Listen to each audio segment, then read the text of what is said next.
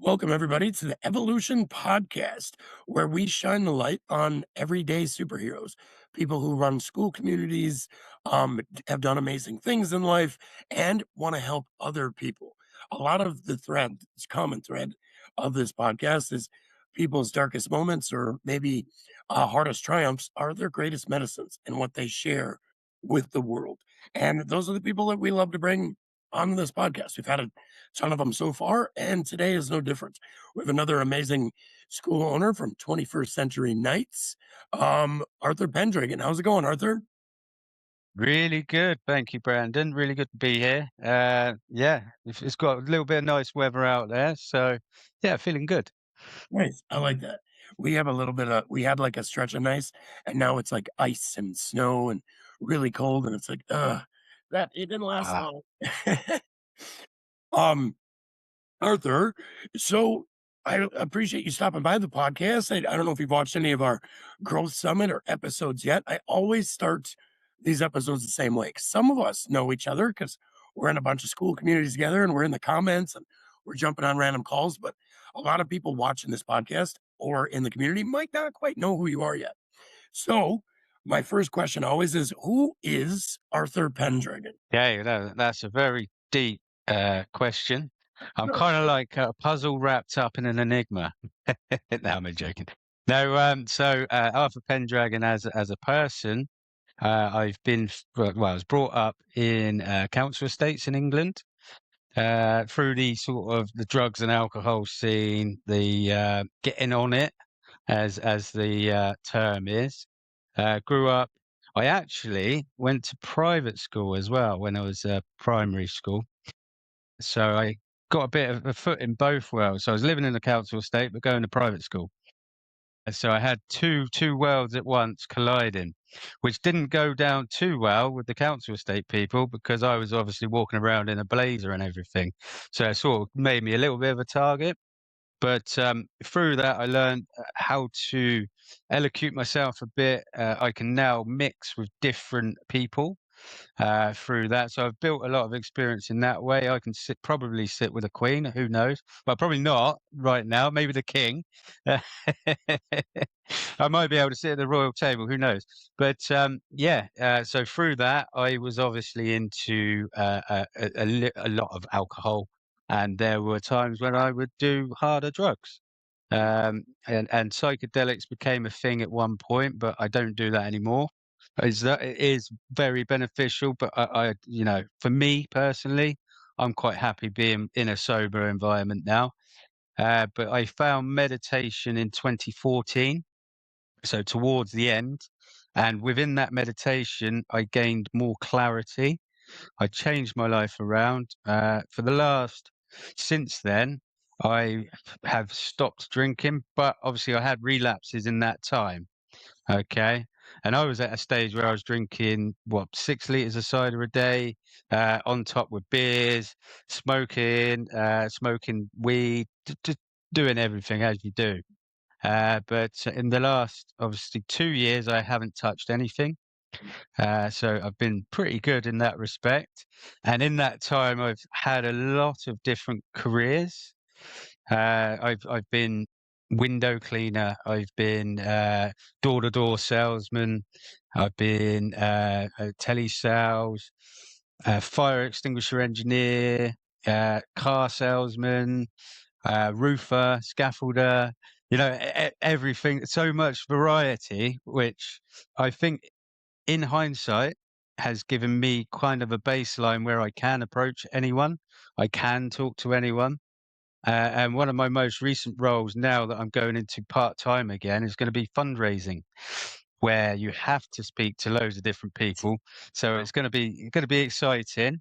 I'm actually starting again tomorrow. But on top of that, the whole point of me being me is to help people. I just want to be able to help people. I've always given people advice along the way. Whenever I found something that's worked, I will say, "Have you have you tried that?" I mean, there's a nice protocol you could probably do, or you could do something easier. There might be something else. Maybe cut back on that a little bit. Some people don't like the cutback part. They're like, "What? I have to not do something?" But I love doing that. It's like, unfortunately, there are times you do have to do that, you know? But yeah, I'll do my best to give advice with health, things like that, mindset as well. I'm a learner. I love learning. So I will, if I've got a question, I'll go straight to Google, which is now turned into straight to ChatGPT, and then cross-reference with Google, and then just make sure that the actual information sits. And with on top of that, it's not just information from, let's say, sources like ChatGPT or Google. It's now sources from source. You know, throughout my time, I've been a wizard without realizing it. But in the last few years, I have actually been training to be a dragon wizard, and I am a full wizard now. So, a dragon wizard being someone who works with dragon energies, earth energies, fey energies, elementals, also angelic energies. I've been into a lot of tarot in the past, oracle decks, so divination, third eye related. There's one little thing you might not know is in 2024, I was, what's the word? I was told that I am a chakra portal keeper for the spiritual chakra set of the planet, which is the heart chakra in Glastonbury Tour. It's a big role, but it is what it is. I just sort of go along with it. And within that, I've met some really nice people which are holding the other spiritual chakras around the planet. Because you got the earth chakra. I don't know if you know much about the chakras of the planet. No, No. So you got your I earth do. chakras, I figured which you. are like, sorry? I said I figured Dinka would. I don't as much. No, no. So You're about to. yeah, you're about to find out now if you've asked. So I believe it was the root chakra was Mount Shasta. And this is the physical set.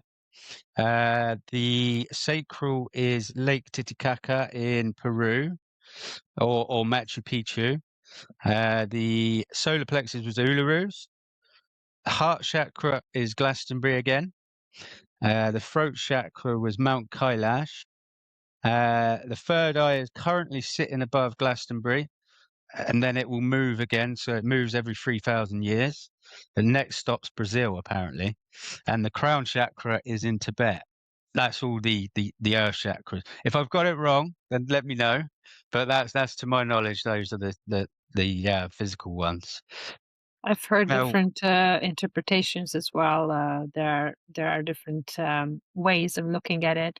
I guess it's energetic. So do you know the work of Matthias Di Stefano? I do, yes, yeah. He Okay, went I figured you across. might.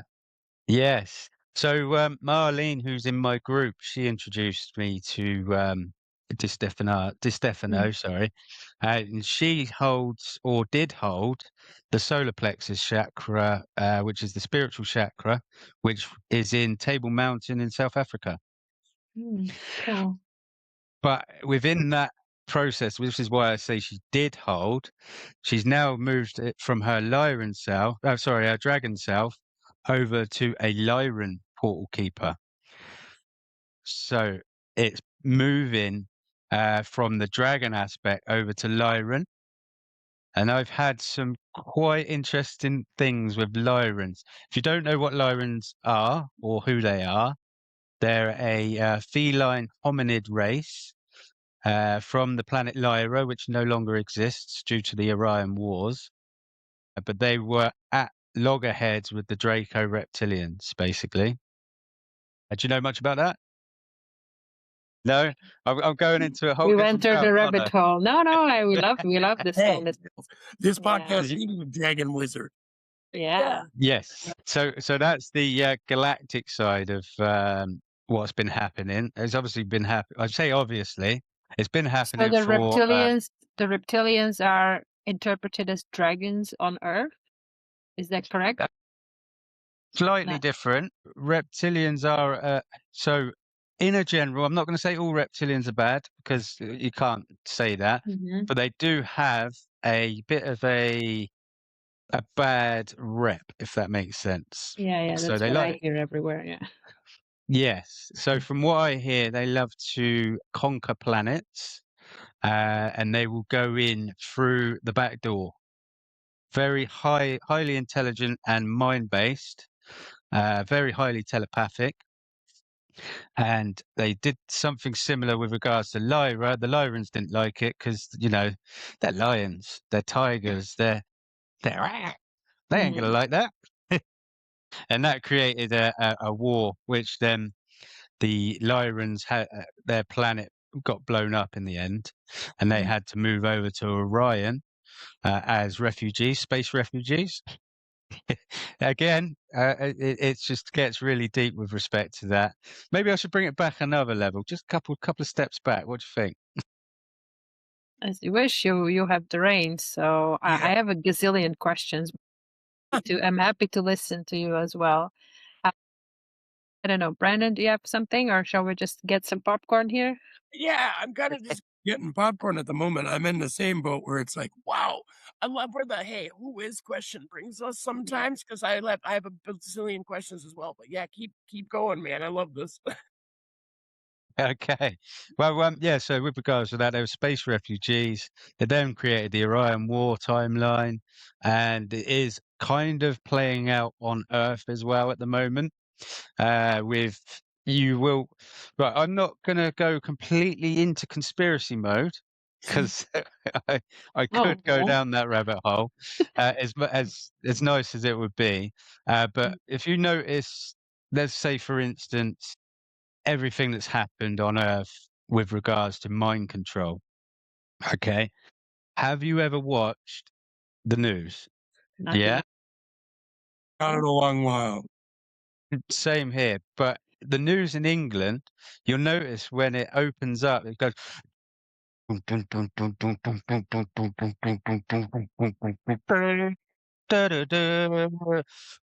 This is really bad, but that Like a program. yes, it's a program. So it's like a shamanic drumming. It's putting you Yeah. into trance. So Mhm. that's your baseline going dum dum dum dum dum, and it's like, right, this is really bad. Get real angry about this, or get real sad about that. And the reason they do that is because it destabilizes people. Mhm. It puts them into the reptilian part of their Mhm. brain, the fight or flight, as they call it. Mhm. So if everyone's in survival mode, they're easily controlled. Okay. Yeah, that doesn't even sound like a conspiracy theory for me. That's just common sense in my book. But, maybe my book is different from other people's books. You have good books. Mm, So yeah. if we take that for instance, and we have a look at everything that's going on in the world, Mhm. um, it may seem terrible, but then if you look at it in another perspective, like school, for instance, we've got all these like-minded people coming together. We're all coming up with ideas. We're entrepreneurs is the word. How we're coming together, how we're collaborating, how we're building an energy container, and how we're really changing people's lives. We're changing our own lives and others in the process. So that, in my eyes, is a way to transmute. I don't want to say combat, because if you combat something, you're giving it power. So Mhm. whenever you're against something, law of polarity says that's got a power. Yeah, Okay, I but love if you're that. transmuting, the energy disperses. This is why the fight on cancer is not working, right? Or the drug Exactly. on wars, or whatever, or wars on drug, or what war on drugs, or what was it? Yeah, yeah, that's why it's not working, because it's just, as you say, it gives it more power. It makes it bigger if you Mhm. add those words to it. Yeah. Yes. Yeah, yeah. Um, It's fueling the fire, giving it yeah. loose. Absolutely. Yeah, we talked about this also the other day when we were chatting about the fire horse here. I really love that thing that you brought up from one of those jobs that you had, the fire triangle, that the Yes. the three components that you need for fire. Was it ignition, right? Yeah. Ignition, or like a spark, or like heat, and then you have oxygen and then fuel. And in this context, I really feel that the news are the fuel for, creating this hellfire of like bad mood and anger on earth. And it's a very powerful source of fuel because there's a lot of it, and apparently people are digging it, or there's a lot of people who are very tuned into that kind of mind manipulation, as we kind of agreed on that. Yeah. And so what are the ways to combat that? What would be your suggestion if you want to change your reality and unplug from that kind of negative spiral? How can you do that if you don't know anything about what you are about to talk about?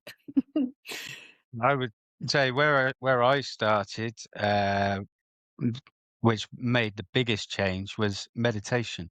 Mm, Reset the nervous system.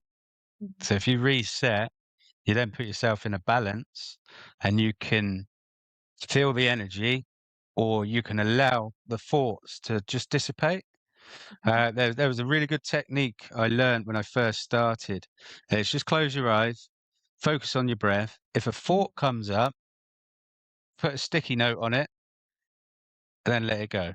That sticky note just says thought gone, because then you're not getting into that thought spiral, which was something I used to do quite often. I'd go to sleep, or I wouldn't sleep because my head would be going, mm, okay. And I'd start off thinking about something really trivial. And then by the end, let's say I was thinking about burgers, right? Just for sake of it. By the end of it, I was thinking about mermaids. Something mm, completely different, because you're in that spiral. Your mind just goes, right, I need to think, I need to think, I need to think. But if you can pull it back, focus on your breath, and if thought comes to you, you can either put a post-it note on it, or you can come back to your breath. mm. And that would be my starting foundation. It sounds easy, but it's not, because that's something that I am also in the process of, getting better at. And I have a very um, busy mind and curious mind. And I think that actually this has to do with judgment for me, because the exercise is to catch ourselves doing it and then not judging yourself, or not saying like, oh shit, you're doing it again. But it's like, it's okay. The exercise is to bring it back to the center instead of obsessing it and chasing, the thought down the rabbit hole. As you say, just notice it, like put a sticky note on it, like I'll get back to you later or whatever. Mhm. And then just bring it back to balance. And you have to do this probably a gazillion times before it kind of becomes your baseline. But that's really just the exercise. It's like going to the gym. It's like strengthening the muscle, right? It's like the repetitions you have to put in first, and then you will be very good at it. So I really love that, and it's super simple. Anyone can start it, actually. So Definitely. And a lot of people will say they haven't got time. And there's a quote from the Buddha that says oh yeah, I know this. yeah, you should meditate 20 minutes a day. And if you're too busy, an hour a day. Yeah, I love that. Also, for the people who say they don't have time to meditate, my way of bursting the bubble of excuse is like, show me your screen time on your phone and then tell me that you don't have time to meditate. We can do that now. Oh yeah. Or See, you can even do it on your phone. There's like a gazillion different meditation apps that you can just, instead of, doom scrolling, can just put it like 5 minutes. Start with 5 minutes, it doesn't have to Mhm. be a half an hour or an hour, but just, get your toes wet and just try it and see the difference. Like just see how it makes you feel, that you slow down your breath, you arrive in your body, you connect with your senses, and you step out of the rat race for a second. Exactly. And another good app is a mindfulness bell. Mm. So a bell will just randomly go ting anytime throughout the day. And all you got to do is just go, oh, I'm in the moment. What Mm. can I Oh, feel? that's great. Oh, Yeah. I feel my hands. I can feel my legs. Oh, this is brilliant. And you'll quite quickly Mm. go back into thought, but it's just that little, like a reset nudge that goes, Mm. hang on, I'm in the present moment. Okay, what's going on here? Mm. Yeah. Yeah, I love that too. Well, man, I have like still I'm still like responding to the initial question. I have so many thoughts, right? Like I think we're like a lot of us who've had moments on this podcast where it's like, hey, we're like the same person. And the way you explained like drugs and alcohol and the way you kind of had that struggle and stuff, I totally resonated with me. And I've had similar struggles and had to find kinda like through self-care and wellness and, like, mindsets and, like, everything you talked about is a huge for Evergreen Foundations, our school community. That's kinda like I love the people we attract is, like, perfect. Like, everything you mentioned is, Mhm. like, foundational lifestyle, right? Like, we do the 5 pillars of evolution, and it takes a very balanced approach to really get the most out of ourselves, especially when we have things like addictions, whether it be alcohol, drugs, screen time, self-loathing. Like addictions are more than just a substance, right? We can be addicted to negative thought processes. So the way you kind of explained your evolution of growing out of that really resonated with me, and I had a really similar journey. I'm curious. My first big question was, how did you find out you're a dragon wizard, and what does that mean? So the curiosity was how I found that one. I literally, because through divination and working with angel cards, angels, I was working with dragon energy anyway. I was clearing big spaces of like earthbound attachments, earthbound entities. And one day I just put the computer on and I went, I need to find out how to become a wizard. So Mhm. I literally looked up, how do I become a wizard on Google? And I was just looking through, As you do. actually, Yeah. if you don't know it, Google it or Dr. Gupta, as I would say, Dr. Yeah. GPT. You look it up and, yeah, I looked up and I saw dragonwizardry.org. I was like, "Okay, that's interesting." And Mm. I'd say obviously a lot. I've had a lot of meditations in the past where I've tuned in with dragon energy, and it's always been very powerful, as a feeling. You can just feel your whole body just elevate. And I just got the nudge. It was like, "Go on there." I was like, "Okay, let's have a look. Oh, this looks brilliant. I'm doing most of this already." So I'm reading through like the page, and I'm thinking, "This sounds just like me. I'm gonna contact the guy, and I'm gonna see how I go forward and become more of a dragon wizard." And with that, I contacted Ken, Master Ken, not the not the Master Ken that does the martial arts, totally different Master Ken. But yeah, I got in touch with him, and then we ended up meeting up in Peterborough for the first time after I enrolled on the academy, and he was explaining everything about dragon energy using dowsing rods and going to the dragon energy, finding out whether it's masculine or feminine, how big the actual dragon energy is, how wide it is, which way it flows. Do I need to sit on it? What do I need to do? Okay, I'm going to go and follow my rod. I have to go and speak to this flower.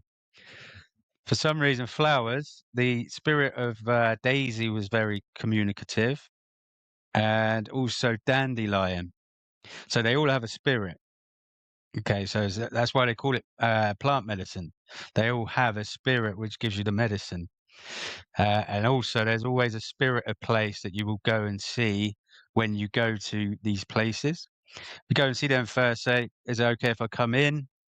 This is my name's Arthur. This is my heart. Read my story. Can we be friends? Excellent. Can I come in? Yeah, perfect. Right, let's go. And yeah, it goes from there. It's phenomenal. Some of the experiences I've had just going to sacred sites and dowsing the energies. So cool.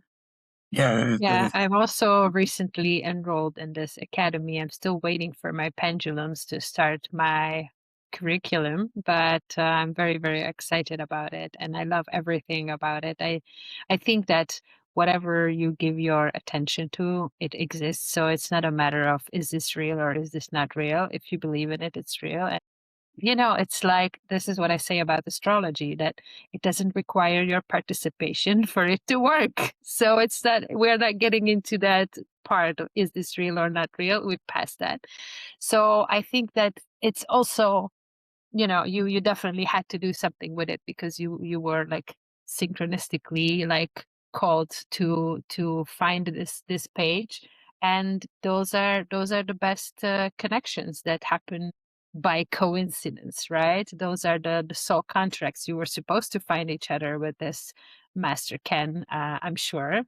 So yeah, I'm really excited to dive into that a little bit more. Yeah, I'm looking forward for you actually getting started on it, to be fair. Yeah. Have you had a look at the Gear Academy yet? Or Yeah, I checked out the portal and I read a little bit. I didn't want to go too deep because I know myself, like I would want to do it. And since I didn't have the tools yet, I didn't want to, get too excited.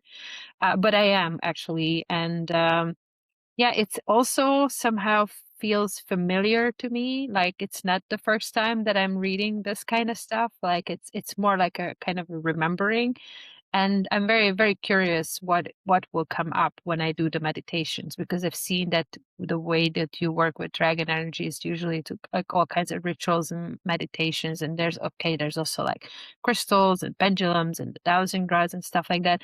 But I also truly believe that, and I say this all the time, sound like a broken record, we are the technology. So everything else is just an enhancement. It's not necessarily a requirement. So maybe that's actually an excuse that I'm making for myself, just waiting for the pendulums, and then I could perfectly start without. destination? Yeah, absolutely. And also, there's no right and wrong. Exactly. It's energy, so you cannot really mess it up. If you have a good intention, then the energy just works either way. So, Exactly. And they always say a wizard is never late. So yes, it will be done at exactly the right time. That's for yeah. sure. We were watching Definitely. Lord of the Rings the other day too. I love that quote. Um, I kind of want to go back just a little bit to what you were mentioning about the galactic situation, because there was this Okay. little flash that I got when you were mentioning these feline creatures and then all the reptilians and stuff like that. And especially when you mentioned Orion, because so I'm a huge nerd about everything ancient Egypt. And so the Great Pyramid, the Giza Plateau, is actually Mm. facing Orion. So is there any connection with like the Egyptian deities, like with all the different animal heads? Like, is that something that has connection to this whole galactic story, in your opinion, or to your knowledge? If you want to say my opinion, because I can't say Yeah, of 100%, course. I'm going to say definitely. It's definitely because there's a reason why it lines up in the way it lines Mhm. up. It is, I have heard that it's supposedly somewhere where they land their spaceship. So on top of it, and then they go down through the pyramids. Again, you hear a lot of things, so Yeah. I'm not going to completely go with that one. But there's a lot of technology that Mhm. built the pyramids. Some people say it was built with sound frequencies. So the reason they could lift such heavy blocks is because they used certain frequencies which made the blocks weightless.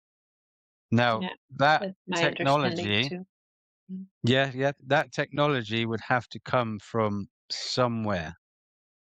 Now, whether it's ancient Atlantean or whether it's from Orion, because why else would it be facing Orion? Well, and also because so there are more than 100 pyramids in Egypt only, but then there's also like kind of a digression. Is that a word? So the Great Pyramid is the one that is built with the biggest blocks, and then pretty much all of them afterwards were built by with smaller and smaller rocks. So it kind of feels like that they were trying to replicate the technology with what they could, like human labor. And yeah, it makes sense. Like, why would you build with such big rocks if you had to move them by force, right? Like, it's, if you think about it, with logic, like they could definitely manipulate gravity or like turn it on and off, and then they can just levitate the blocks. And then of course you would use the biggest Lego bricks possible, right? Because it makes sense. Like, you wouldn't build from tiny blocks. And that's also everywhere on Earth, right? Like, there's not only it's not just pyramids in Egypt, but then Yes. there are pyramids all around the world, actually. And there's pretty much, they also kind of light up, if I'm not mistaken, that there's like some sort of a correlation, in the placement where they are. Actually, do you know Robert Edward Grant? He does a lot of content on this. I'll send you the link. He has a YouTube channel. He's a really cool dude.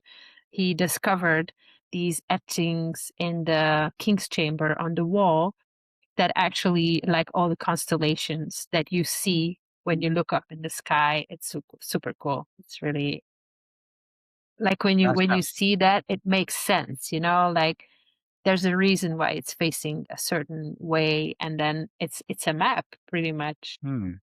I Yeah, like the sorry. sound of that. Yeah, send me the link. Yeah, will Yeah, do. Sorry, got then sidetracked. that's okay. That's what happens. It's flow, isn't it? So Yeah. letting Yeah. the flow go, as they say. Mm. But yeah, I know there's Russian pyramids, there's Mesoamerican pyramids.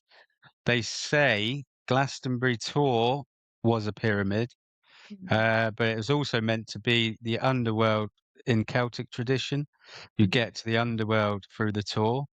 There's many different stories. Anyway, Yeah. where's it all come from? That's Yeah. That's the $1 million question, I Right. suppose. Yeah. I always find that the way that we approach, especially the building of the pyramids, there's like such a big industry, or like academia, around it, and all these scientists, they have this kind of imaginary world created around this whole myth that it was a tomb, and all of that kind of stuff, that it's going to be very, very difficult to really find out how it was built. And also because we have a limited thought process, like we are trying to solve it from our understanding of technology, which we really arrogantly assume that it's the best technology that ever existed. And this is why we cannot see, like, oh, maybe there were forces at play that we don't even know about. So of course, if you try to solve it from an engineering point of view, then it's like, oh yeah, but it was with the water and with the sand, and then they put the rolls and all this kind of silly stuff that none of it was actually, proven, I think, or it would take freaking forever to do it. So I find that it starts with our limited way of thinking about it. That's the problem. it. Well, it's like Einstein used to say, you can't solve a problem from the same energy that created it. Yeah, absolutely. You've got to come out of the energy. Again, that's the meditation part, Mm. because you're coming out of the energy that's created. Like if we're going back to thoughts, what's creating thoughts? More thoughts. And it's a momentum. To be fair, if you don't rein it in, it's the fire horse year this year. So I think reining in the thoughts might be a good idea, and channeling them in the Mm. way that you wish to proceed with the year. Yeah. We've been talking about the fire horse here, I feel like, a lot lately, obviously, since it just is.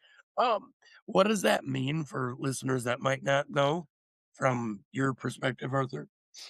From my perspective, so if we look at horse in general, okay, so in Chinese astrology, Chinese astrology or Chinese years, they have a different animal for each year. There's 12 animals, and they all have a medicine. So with the horse, if you just look at horse in nature, they carry a lot of freedom, Mhm. momentum when they're galloping. Uh, just everything, every horse quality you can think of will be wrapped up into this year. So that's the medicine. Just sit and watch an animal, and that will tell you what their medicine is. Also, if you want to have a look at me myself, I will go through the day, and if I see a particular animal, I'll go, okay, this animal's definitely trying to say something to me. What are you trying to say? And then I'll take that with me and I'll look up the medicine of that animal, i.e., let's say an eagle. If I see a buzzard or something like that, I'll go, instantly, I need to look at this issue that I was thinking about from a higher perspective. So the horse then entails grounded momentum, and the fire just adds extra action to it because that's the element of fire. Fire would give you action, water will give you emotion, earth will give you grounding, and air will give you mentalism. Good answer. Good answer. That was yeah, I think for a lot of people who don't understand astrology as much, or like some of the Chinese years, and I have another question about this. I'm curious what it is. Um, I think it can get overwhelming. I see that from a lot of people. In myself too. It can be like, well, what am I really understanding? Like sometimes things mean a lot more when you understand them more, obviously. So I love that answer, and I love that we can talk about this from different perspectives. Because some of it can get a little confusing, right? Um, my question though is, so if all the animals on the Chinese calendar are animals, are dragons mythical creatures or animals? That's a very good thing that has popped up. Now I'm in a mindset that dragons are real, obviously, being a dragon wizard. But again, there are talks about the dinosaurs actually being dragons and being recorded as dragons for many thousands of years, up until I think it was the 1800s, and then they coined the term dinosaur. So I don't know. I'll let you guys use your imagination on that one. Um, I don't know how politically correct we have to be. It's our podcast, right? I believe there's a high probability that dinosaurs are kind of a deception or looked at incorrectly. And dragons are underlooked at, and there's a lot of proof of that. That's what I believe. I think it's just probably another label, like Yeah. it's if you look at all human history and all different civilizations, there's in almost every major civilization, there's kind of like a version of a dragon, pretty much. Mm. So I think it's highly unlikely that everybody's delusional and there's no there's no root of this at all, or we're all having a collective hallucination, which is actually what's happening, right? Pretty much that's life. So it's a co-creation. So if everybody believes in it, if everybody agrees that it's real, you can call it dinosaur, you can call it whatever you want, but the energy of it is the same. So it actually doesn't really matter um which belief system you subscribe to, in my opinion. Everything is about perception, right? Like Oh, over time, stories were told and pictures were drawn and things were perceived. And then, like, even in archaeological stuff, it's still perception. It's not like Mhm. there's never been like a whole dinosaur found where they're like, oh, yeah, that's what that is. Like, it's everything is perceived of what it would be, right? So yeah, I think perception over time can change. There can be a lot that obviously directs where that perception goes in our world. mhm. Um, so yeah, I think this is a fun topic. I like that. Um because that's the most one of the things for me is the Chinese calendar. Why would they put one mythical creature? Mm. Like why would there only be one? And, like that That, for me is like that's the biggest question. yeah, that debunks a lot with just that one easy fact. Is why a dragon? I don't know. But it makes me think as well, the Tyrannosaurus, it's got the small arms. What if the arms were like that and they had wings attached? Exactly. Exactly. That's a very, very, very good point. And another thing that I that I think of in this rabbit hole realm. Looking at the time though, we haven't even brought up 21st Century Knights really, except for in the beginning.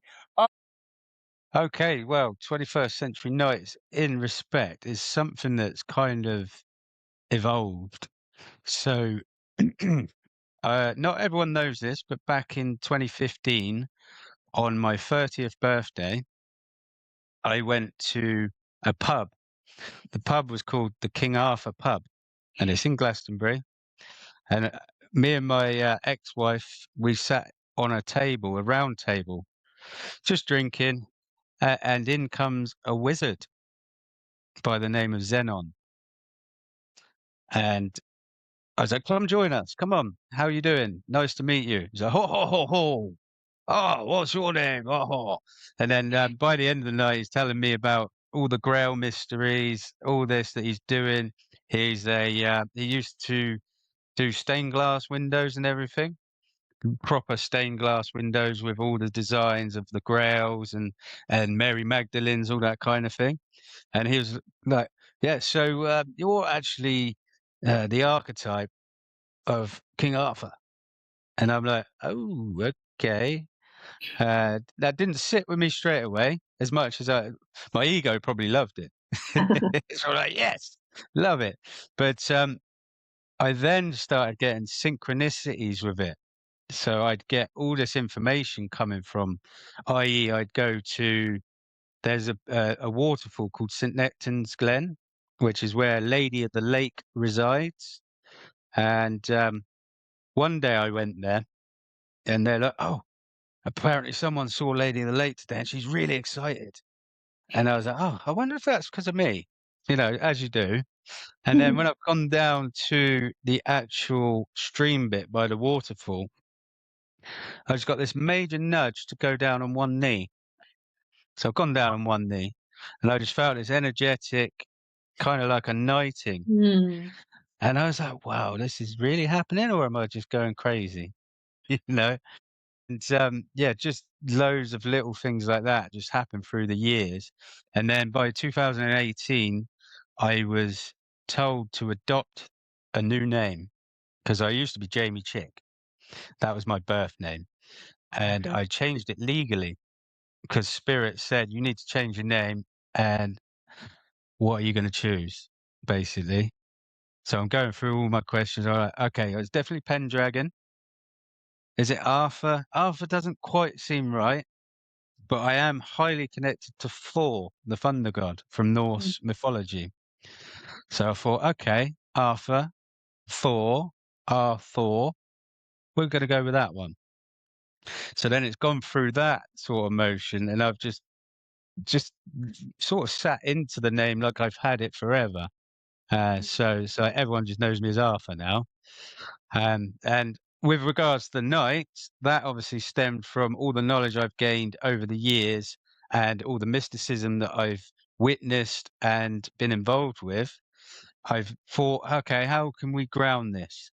Again, communicating with my guides. Oh, school. That looks good. Okay, let's click on that. How can I help people? Right, so I'm going through it. How about Knight? I mean, I am Arthur Pendragon, of course. Okay, Knight's brilliant. But I want to be a bit more modern because I don't want to use old medieval tactics. I want to bring it up to date. I want everyone to know that this is 21st century. Then I was like, oh, okay, there we go. 21st Century Knights. That will do. Bang. Is that right? Yeah. Okay, we'll go with that. And then it just went from there. I've been communicating with my dragon guides, angelic guides, how I can bring into the space my knowledge and my healing that I've learned, but with a little, help from them. So I can now help people have fun, build a community, and just have great people like yourselves. Even though this is your community, I've been able to meet great people like yourselves, Yeah, that's really something we've wanted to do here in the last few months a lot is that's why we have the podcast and the summit, like shining light on so many amazing niche communities and awesome things. I love how you do the night cards and you have so much like your community is honestly one of my favorites on school just because of the theme. And it's the way you celebrate members and what are your goals or what is your vision for your community in the next few months as you grow? If it's the next few months is to help as many people as I can, do one-on-one sessions, coaching. I've also got a few containers opened up. So the containers is kind of like metaphoric. I've been learning hypnosis with James over at Learn Hypnosis, James Mhm. Bansback. Yeah, he's awesome. He's awesome, isn't he? So I've been using, I've obviously had a lot of this knowledge from meditations, guided meditations, and everything like that. But by learning with him, it's helped me consolidate it and expand on it. So I've learned new ways of bringing people into a certain state where we can make a difference. So the dragon surgery I was doing anyway before, that started at Christmas. So that's been really good. But I'm putting new things out where I can help people with daily habits, outcomes that they wish to get. So it's basically coaching, but with the containers of, i.e., the stables for energy, momentum, movement, which I didn't think about it till today, but that coincides with the fire horse because Mhm. horses like stables. Mhm. So, yeah, I only thought about that today, which was synchronistic in itself.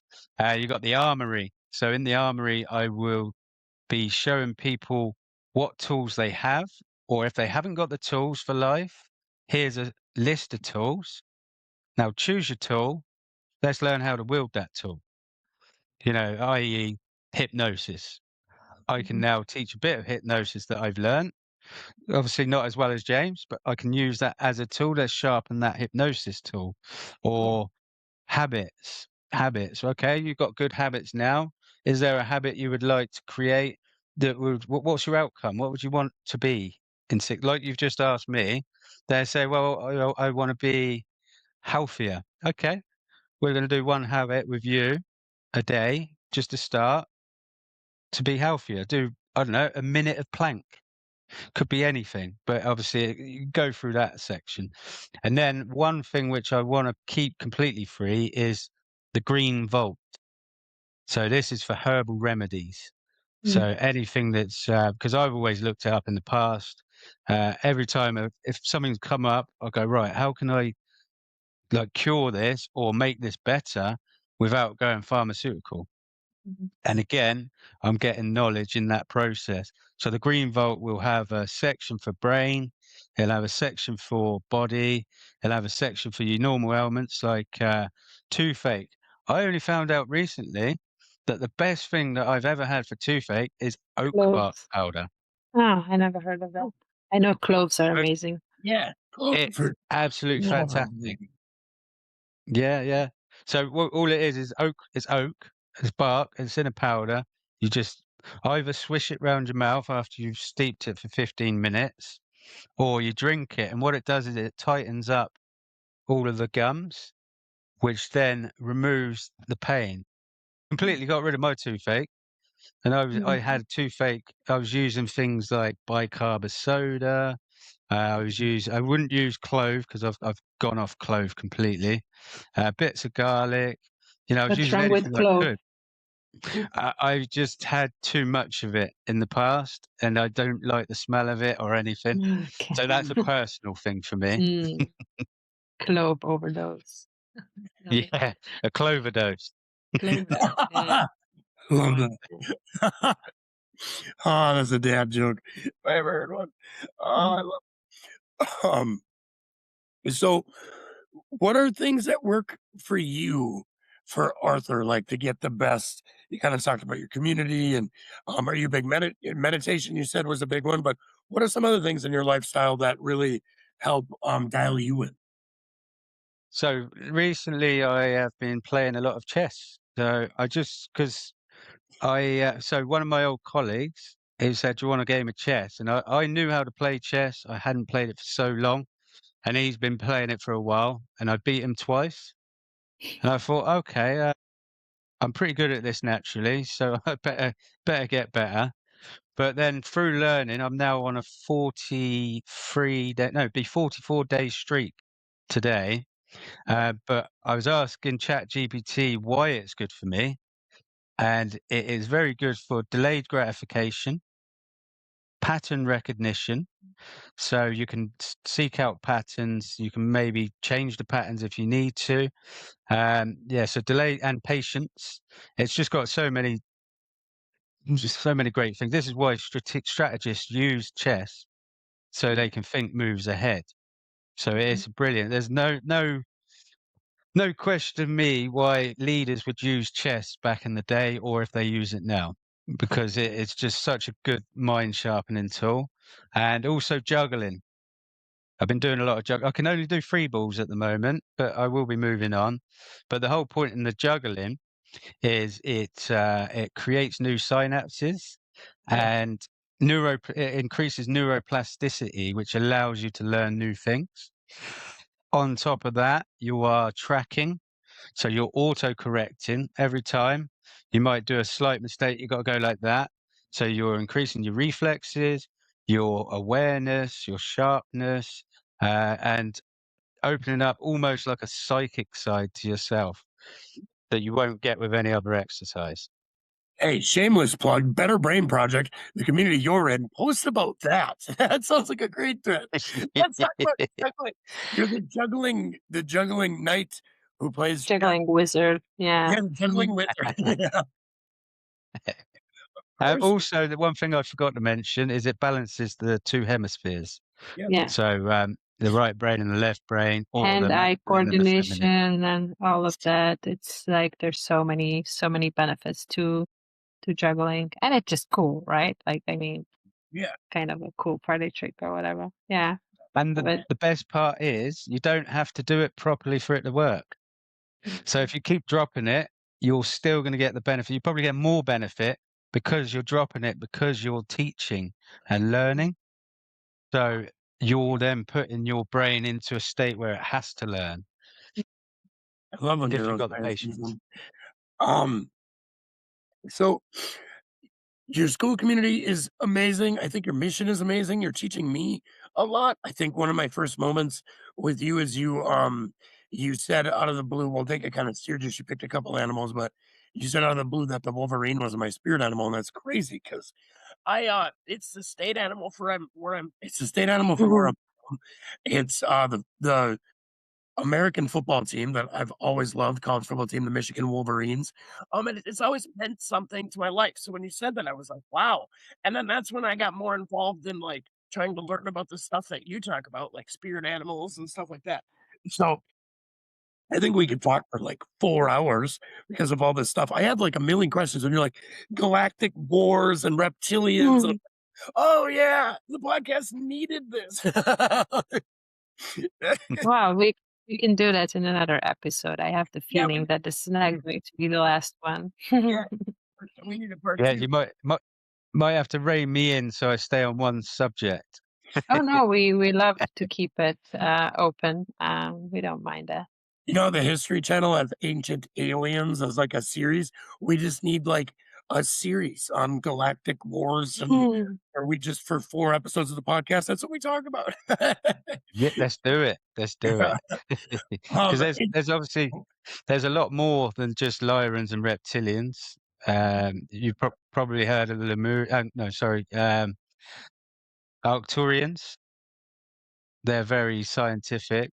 I would put them together with like the Atlantis side of things. Then you got the Pleiadians, which I think have a more of a Lemurian vibe. So there's so many different species out there that are still, I would say, working on Earth. Hmm. no, Again, I feel like it's our arrogance to assume that we are the only, intelligent life form in the universe, that we don't even understand how big it is. So that's just very wrong. So to me, again, it's not a matter of if there are aliens or other life forms, but how many. that's that's yeah. that's my question. Yeah, Do you think exciting. it'll become common knowledge in coming days, years, months of that? Like, oh yeah, we're not alone, and we've known it for a long time. Yes. If you watch Gaia, they've got the Cosmic Disclosure series, where they talk about Mars bases and people going to Mars to fight wars on Mars, and all these really intriguing things that they're disclosing through that channel. Have you been on Gaia TV? I'm not. I've heard of it, I but I'm did not. have a subscription, but I didn't have the Mm, time to watch enough content for me to justify it, so I actually canceled it. But I did watch a few that were really like that was the reason for me to go in it on it. But yeah, I mean it's a spiritual Netflix basically, or like a Yeah. or not necessarily only spiritual, but it's like self improvement Netflix, or I don't know how I would describe exactly. it. And Yeah. Di Stefano was on there as well. Yeah. I have seen his series. It's very out there, I will say that, because he talks about dimensions and stuff. And then Mm. just the way, I mean, to begin with, so he's from Argentina, so English is not his first language. So it's I can see that he's translating. And then also there's just things that are very hard to understand. The words and then the concepts as well. So it's not one to binge watch in an afternoon. It's really like like you have to kind of let it Yeah, sink in. Like, what are we talking about? But it's very, very interesting. I love this kind of stuff. So still would recommend it. definitely, definitely. You said something about oracle cards earlier, and that's kind of Mhm. interesting because on the podcast, we Dinka pulls an oracle card out of her oracle deck at the end of every episode for every guest. So we're gonna do that. Awesome. Lovely. I was really exciting because I know that there's a knight card in this deck, and I was curious if that Mhm. was going to be the one, but it didn't come out. So I have the drum card for you, which Is that reads angels and ancestors? yeah. It Kyle reads Gray. dream and journey, which I still find kind of fitting. I don't know if this resonates, but yeah, I am very connected to this deck, and I feel like the cards have been pretty resonant with the energy of whomever we had on the podcast as a speaker. So I hope that this vibes with Yeah, you as well. I used to get that quite often. I haven't used those cards for a while, but Drum and Journey has been a thing. I Mhm. need to do a vision quest at some point, which will involve some drumming and journeying. You have drums? You have shamanic drums? No, not anymore. Obviously, with part of how my life has been, I've been Mhm. moved around a lot, Mhm. and my drum was one of the things I didn't take with me. You will find a But new one, I'm sure. exactly, if not, I'll just use the table. I love it. This was so fun. Thank you so much for, you know, dropping us in different rabbit holes at the same time. I think there's going to be a follow up on this for sure. Yes, And multi-dimensional rabbit holes. And we take it one Love it. step further with wizardry. Yeah, absolutely. Love it. hey man, we have the Evergreen Foundation's features series here where we let our members do seminars, talks, chats, whatever they want, anything you want to do on wizardry, dragons, outer realm wars. I think they would be awesome talks. Hit Mm. me up Yeah. to schedule something because it would be super interesting. I love what you Mm. bring to the table. One final question. I always ask every guest at the end of the podcast, what does evolution mean to you? I would say it is becoming a better version of yourself, and helping others to become a better version of themselves through it may be hardship, but it may also be collaboration. But evolution is something that we do for growth. It's like everyone would say we need a revolution. No, no, no, no, no. Revolutions keep spinning. We need evolution. So that's Mhm. what evolution is to me. I love that. Yeah. Absolutely love that. I We meet so many interesting people from all over the world. We talk about some awesome things. What I love is we talk about this off screen all the time. We don't script this. We ask, "Who are you?" And then we do the oracle card and the evolution thing. Everything else, we react with the audience. I love that. Like I Mhm. didn't know we were going to be talking about what we did, and it's super fun for me Mhm. too. I'm like, "Oh yeah, dragons and reptilians," and then next week, who knows what we'll be talking about again with our guests. So like Definitely going to do this again, Arthur. Thanks for stopping by the Evolution Podcast here from Evergreen Foundations on School.